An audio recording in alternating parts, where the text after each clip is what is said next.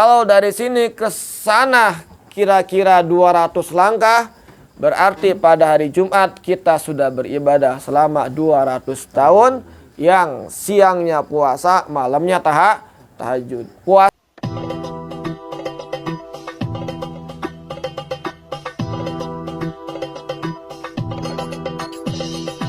Assalamualaikum warahmatullahi wabarakatuh. Bismillahirrahmanirrahim. Alhamdulillahi rabbil alamin. Wa bihi nasta'inu ala umuri dunya wa din.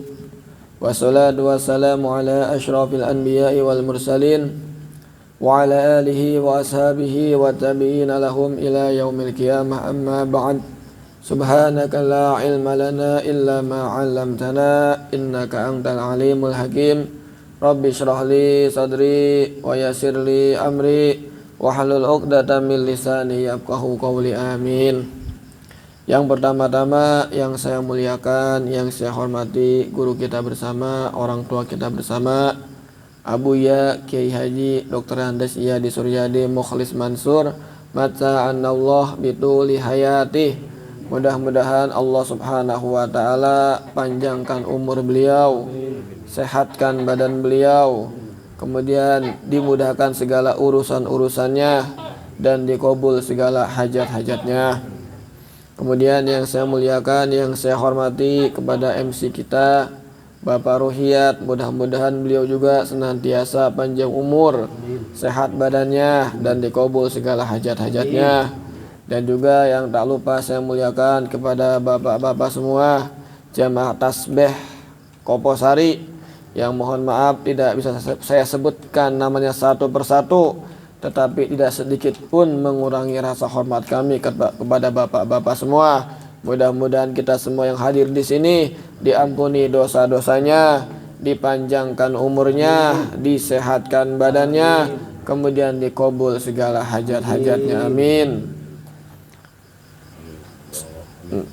Kemudian sekarang kita mau melanjutkan mengenai pengajian yang kemarin, yaitu membahas mengenai masalah faraid. Tapi sebelum bahas mengenai masalah faraid, di sini saya sedikit membacakan beberapa riwayat mengenai keutamaan di hari Jumat. Kebetulan ini kan malam Jumat. Ini ada hadis riwayatnya daripada Sayyidina Abdullah bin Umar. Sayyidina Abdullah bin Umar, beliau meriwayatkan daripada baginda Nabi Muhammad sallallahu alaihi wasallam, man ghassala waqtasala, kata Nabi, barang siapa yang mandi sampai basah daripada rambut sampai ujung kaki, wadana wabtakaro, kemudian dia berangkat bersegera untuk pergi sholat Jum'ah, waqtaroba, dan dia mengambil sop yang berdekatan dengan imam, berarti makin depan. Wastama'a, dan dia mendengarkan khutbahnya si imam. Kana lahu, maka bagi dia, bikulli khutwatin, bagi setiap langkah yahtuha yang dia melangkah, qiyamu sanatin wa siyamuha, mendapatkan pahala satu langkahnya seperti ibadah 1 tahun. Yang mana setahun ini itu siangnya puasa, malamnya tahajud. Ini pahala yang sangat besar. Modal kita mandi basah-basahan dari ujung kaki sampai ujung rambut, kemudian selepas mandi cepat-cepat kita berangkat untuk mengerjakan sholat Jum'ah, kemudian ngambil sop yang paling depan kalau bisa. Kalau nggak bisa berarti agak maju-maju dikit lah. Dan ketika khotib berkhutbah kita dengarkan. Maka perbuatan kita yang seperti ini jangankan duduknya belum dihitung, nanti langkah yang dihitung langkah-langkah kita doang. 1 langkahnya itu seperti ibadah 1 tahun yang siangnya puasa, malamnya tahajud. Berarti kalau kita misal rumah di sini, rumah di Saung ini, masjidnya di Kopos, di masjid sana itu, ini kan kira-kira ada 100 langkah Pak? Ada. Ini ibadah 1 tahun, ibadah 2 tahun. Kalau dari sini ke sana kira-kira 200 langkah, Berarti pada hari Jumat kita sudah beribadah selama 200 tahun, yang siangnya puasa, malamnya tahajud. Puasa 200 tahun tidak berhenti-berhenti, tahajud 200 tahun tidak berhenti-berhenti. Padahal kita suruh puasa sunnah Senin Kemis doang, beratnya minta ampun. Jangankan tahajud semalam suntuk, sholat tasbih 4 rakaat setengah jam hingga kerasa lila. Bener Pak ya?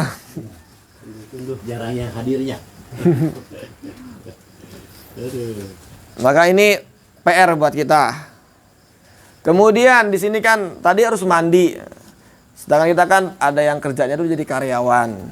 Kalau karyawan kan nggak mungkin kita jam 11 mandi kan. Nggak cukup waktunya. Istirahat jam 12 langsung berangkat sholat Jumat. Nah sekarang bagaimana biar kita dapat pahala mandi Jumat? Nah ini ternyata mandi Jumat ini sudah disunahkan semenjak terbitnya fajar shodiq, yaitu ketika masuknya waktu subuh. Jadi kalau gak mungkin kita bisa mandi di jam setengah 12, jam 11, maka kita bisa pagi-pagi. Mungkin pas subuh kita mandi sekaligus niat mandi Jumat. Atau mungkin jam 6 pas mau berangkat kerja kita niat mandi Jumat. Biar dapat fadilah yang ini. Fadilah setiap langkah kaki kita dihitung ibadah 1 tahun, yang siangnya puasa, malamnya tahajud. Itu bab mandinya. Kemudian ada lagi hadis yang lain. Idza kana yaumul jum'ah, apabila pada hari Jumat, waqafatil malaikatu, maka malaikat berdiri ala babil masjid, di depan pintu masjid. Yaktubunal awwala fal awwala, beliau mencatat satu persatu orang yang masuk masjid. Tulis Fulan bin Fulan. Masalul muhajir, seperti orang muhajir, orang hijrah. Kamasalil ladzi yuhdi badanatan, maka di situ orang yang pertama kali hadir di masjid ini dihitung orang yang korban onta. Yang pertama. Bentar. Onta berapa? Onta seharusnya lu ontanya dulu. Sebutin lah sekarang harganya. Onta kalau berapa juta itu? Di Jawa Timur ada beli onta 150 juta. Iya, juta itu. Pahalanya tuh itu mobil satu. Mobil carry satu pahalanya. Gitu. Yang datang awal. Datang awal onta tuh. Ontanya dulu omongin. Entar baru nepit, panderi. Udah nepit, udah mah. Onta lah ya sebutkan eta luar biasa. Harga onta berapa Bapak? Di Mekah berapa? Lebih murah Mekah. Iya, sama lah. Oh, onta lagi mau super gitu. Super. Onta jong gede teh onta. Gitu. Yang datang pertama seperti korban seekor onta. 11 lah jamnya ya berarti ya. Ya, Bah. Wah, pang pertama, Bah. Iya, kan kalau jam 11 berarti sambil diskusi aja jadi supaya terapal gitu. Ya. Berarti jam 11 atau setengah 11 berangkatnya. Oh. Kalau bapak-bapak kan semuanya kan banyak dinas kan tugas. Nah, terus. Eta mah jangan nganggur di imah. Anu pagaweana ibadah hukum eta mah. Jadi ada dua perincian. Ya, betul. Ada dua perincian. Ada yang datang di waktu awal, berarti kan pagi atau habis subuh. Ada yang mengatakan bukan di waktunya, tapi yang paling datang ke masjid cepat. Yang paling pertama datang ke masjid siapa? Berarti kalau masjid kita tinggal di kampung yang isinya orang-orang malas, yang datangnya setengah 12, jam 12 kurang 10, kita datang jam setengah 12 juga masih dapat pahala korban onta. Gitu Bapak. Tapi kalau kita sholat Jumatnya di Mekah Al-Mukarramah, kita datang jam 8 ya kagak dapat apa namanya itu? Pahala ini. Kenapa? Mereka berangkat dari subuh. Bener apa? Berangkat Jumatan. Makanya kalau pengen dapat bisa pahala korban onta datang awal, Jumatan di sini nih. Di Masjid Koposari. Karena ramenya setengah 12. Anak baru bubar. Lebih lama. Oh iya, bawasin aja. Ya. Dari belakang. Bisa dari belakang. Ya terus soalnya. Lanjut Pak ya. Lanjut. Makanya cari masjid yang sekiranya orang agak lemas-lemas sedikit lah. Biar kita bisa datang pertama. Berarti kalau marbot hitungannya masuk nggak? Marbot itu kan ini kan inamal a'malu biniat. Nah, niatnya dia mau datang Jumatan apa datang mau kerja. Waman roha fis saati saniyah. Dan barang siapa yang datang di waktu yang kedua, fakaan nama koroba bakorotan. Siapa yang datang di waktu yang kedua, atau siapa yang datang sebagai orang yang kedua, maka seolah-olah dia berkorban 1 ekor sapi. Berarti sekitar harga 15 juta sampai 20 juta. Mending onta aja sapi mah gedean. Bapak-bapak kalau nggak ada itu mah mending onta orang dapat nak. Nah, iya sih dia Nah, iya, gitu lah. Nah, onta kan kayak silat apa ya tadi mata. Iya sini yang ius. Nanti kan iya, Bah. Nanti kan anak kan setengah 12 setengah ius nih. Anak-anak belum bubar kali ini sudah bawa sejadah ke sana. Udah pegang tasbih. Waman roha fi saati rabi'ah. Kemudian siapa yang datang di waktu yang keempat, fakaan nama koroba dajajatan, maka seolah-olah korban seekor ayam dajajah. Korban hayam. Namun datang di waktu nuka opat. Hayam. Ya, hayam. Hayam ya harga 100.000 lah. Lumayan. Ayam kampung. Kampung orang mah belum ayam nah. Waman roha fi sa'atil khamisah, dan siapa yang berangkat di waktu yang kelima, fakaan nama koroba baidotan, maka seolah-olah dia korban sebutir telur di waktu yang kelima. Faida kharaja al imam, apabila imam sudah datang atau sudah keluar, hadaratil malaikatu, maka malaikat ikut hadir, yastami'una zikro, mendengarkan khotib. Tapi lamun imam geus kaburu naik mimbar, imam geus datang, orang karek datang sudah tidak tercatat lagi. Karena malaikat udah nggak nyatat lagi, malaikat ikut dengarkan khotib berkhotbah. Jadi kalau maspur datang ketika khotib lagi Alhamdulillah ya tuh menang endok acan. Seandainya lagi endok cincang. Udah di luar garis itu mah. Luar garis semua ya. Luar garis itu mah Bapak-bapak. Sekedar gugur kewajiban. Dapat nasi padang.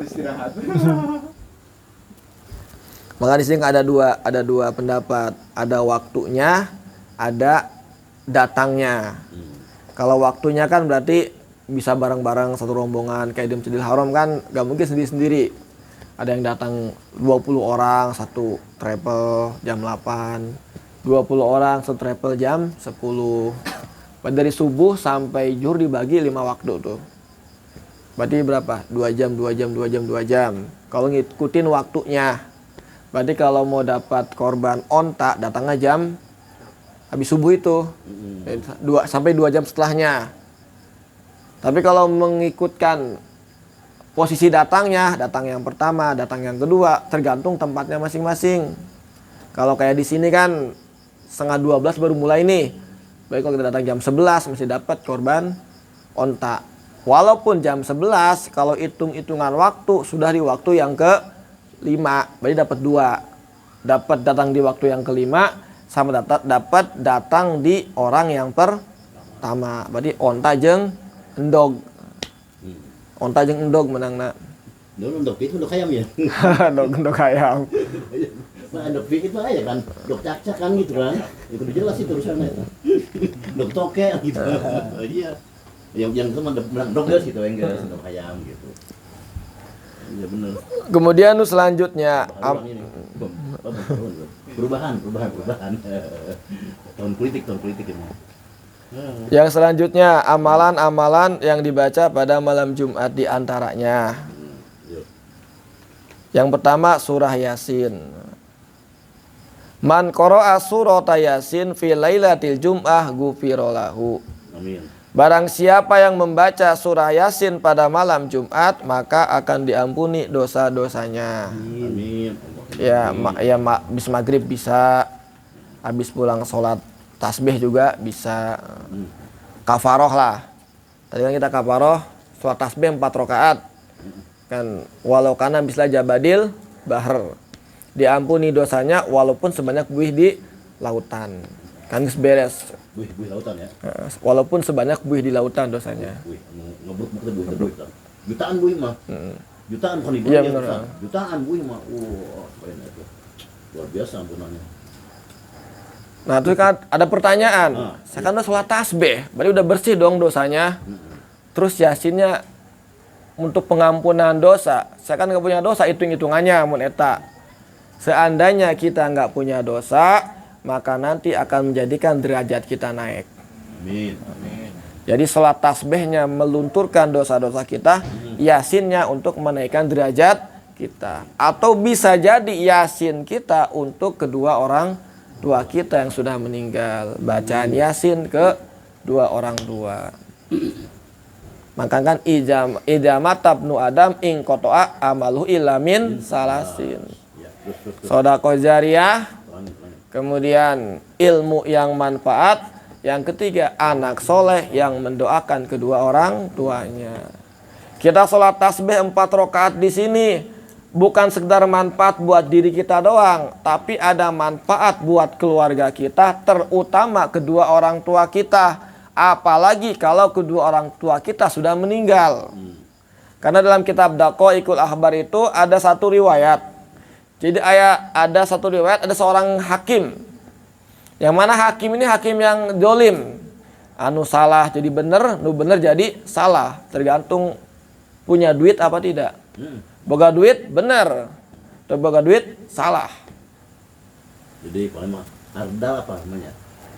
Ada orang dalam. Ardal. Dekengan. Kalau ada ardal nggak bisa, iya kan? Ardal benar Ardal. Kalau misalnya ardal bahasa Andis mah eta ardal. Jadi rame ardal kayak di mana-mana. Ya terus ayo. Kemudian si hakim ini meninggal. Namanya orang dolim, apalagi hakim meninggal tentu tahu sendiri, siksa kubur tempatnya.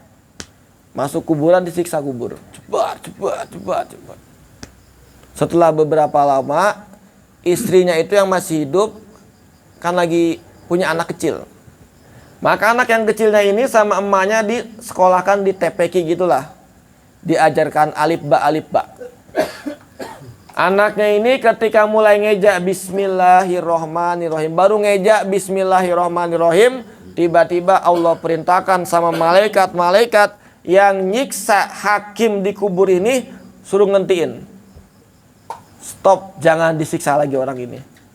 Maka malaikat tanya, ya Allah hikmahnya apa?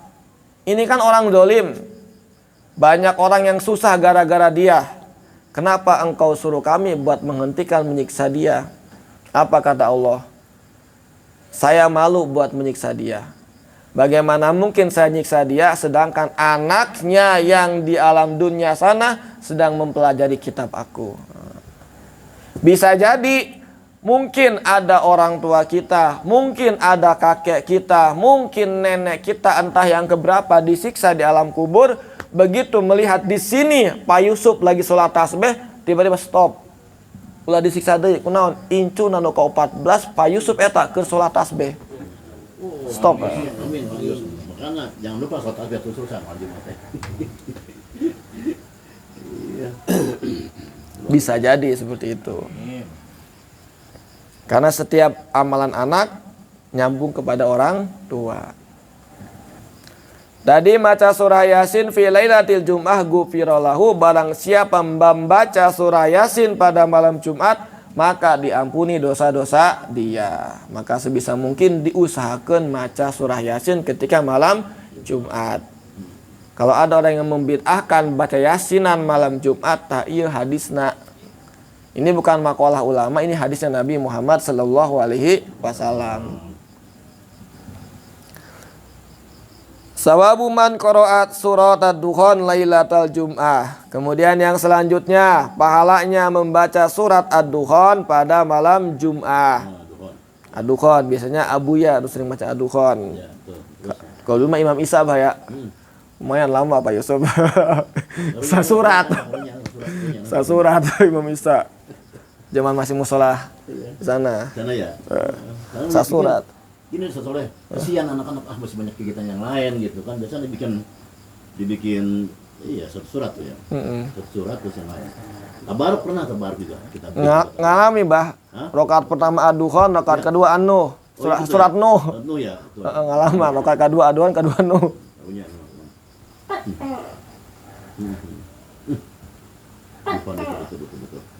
Ayo Ustaz, terangin tak dukhan tak. Qala Rasulullah sallallahu alaihi wasallam, barang siapa membaca surat ad-dukhan Lailatal Jum'ah pada hari Jum'ah, ghufira lahu, diampuni dosa-dosanya. Ieu padilah anu pertama. Ya, betul. Anu pertama. Anu kedua, man qara'a hamim ad-dukhan, barang siapa membaca surat ad-dukhan fi lailatil Jum'ah pada hari Jumat. Au yaumil Jum'ati, atau hari Jumatnya. Siangnya bisa atau malamnya juga bisa. Kalau malam berarti malam ini. Kalau siang berarti besok. Mau jam 1, mau jam 2, mau jam 9, jam 10 siang.